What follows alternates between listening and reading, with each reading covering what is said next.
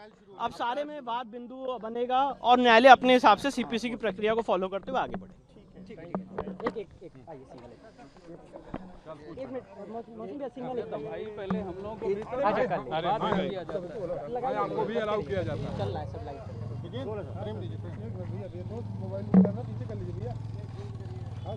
हाँ सर, क्या जजमेंट आ जाए? देखिए, आज ऑनरेबल इलाहाबाद हाईकोर्ट ने 4 महीने की डिटेल्ड हियरिंग करने के बाद जो शाही ईदगाह मस्जिद की एप्लीकेशन थी ऑर्डर 7 रूल 11 में, उसको खारिज कर दिया है। और जो शाही ईदगाह मस्जिद का तर्क था कि ये सारे suits places of worship act, वफ act, specific relief act, order 23 rule 3 ये लिमिटेशन एक्ट से बाधित है, 5 कानून उन्होंने बताए थे।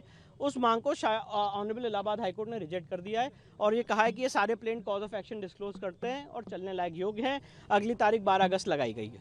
इसका इम्पैक्ट क्या होगा जो मुकदमे चल रहे हैं? इसका इम्पैक्ट यही है कि अब केस चलेगा और जो एक कवायद थी कि इसको निप इन द बड कर दिया जाए, यहीं पे ख़त्म कर दिया जाए और ये बात उठाई नहीं जा सकती प्लेसेस ऑफ वर्शिप एक्ट की वजह से, उसको आज कोर्ट ने रिजेक्ट कर दिया। पोषणीयता के बिंदु पे कोर्ट ने स्वीकार किया है वाद और कहा है कि वाद पोषणीय, सारे के सारे 18 वाद पोषणीय है और अब ये सीपी के हिसाब से इसके ट्रायल होगा और सीपी से और 12 अगस्त अगली तारीख लगी है। ट्रायल जो है ओरिजिनल केस का ट्रायल है वो अब कब से शुरू हो रहा है? क्या 12 अगस्त से इलाहाबाद हाईकोर्ट के सामने ऑनरेबल सिंगल जज ऑनरेबल जस्टिस मयंक कुमार जैन के सामने शुरू होगा।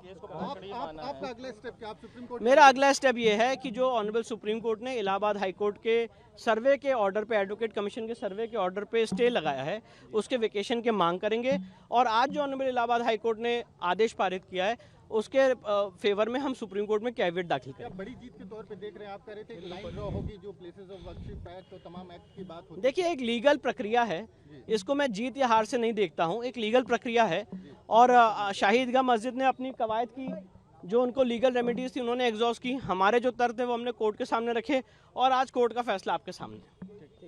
अब एक सर तो शाही ईदगाह वाले मसले में जहां श्री कृष्ण जन्मभूमि है उस पर जो सूट्स थे, जो मुस्लिम कमेटी की तरफ से, जो मुस्लिम पक्ष की तरफ से दी गई थी, उनकी याचिका को खारिज कर दिया गया है कोर्ट की तरफ से। तो यहां पर आप उनको सुन रहे थे, वकील को, उनकी तरफ से ये सारी बातें क्लियर है। तो ये एक आज बेहतर दिन है, अच्छा दिन है और इस पर हिंदू पक्ष जो है और मजबूत होता है। जहां पर श्री कृष्ण जन्मभूमि है उसी स्थान के बारे में ये बड़ी खबर आपको अभी हम बता रहे थे।